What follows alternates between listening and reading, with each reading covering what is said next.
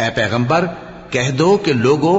اگر تم کو میرے دین میں کسی طرح کا شک ہو تو سن رکھو کہ جن لوگوں کی تم اللہ کے سوا عبادت کرتے ہو میں ان کی عبادت نہیں کرتا،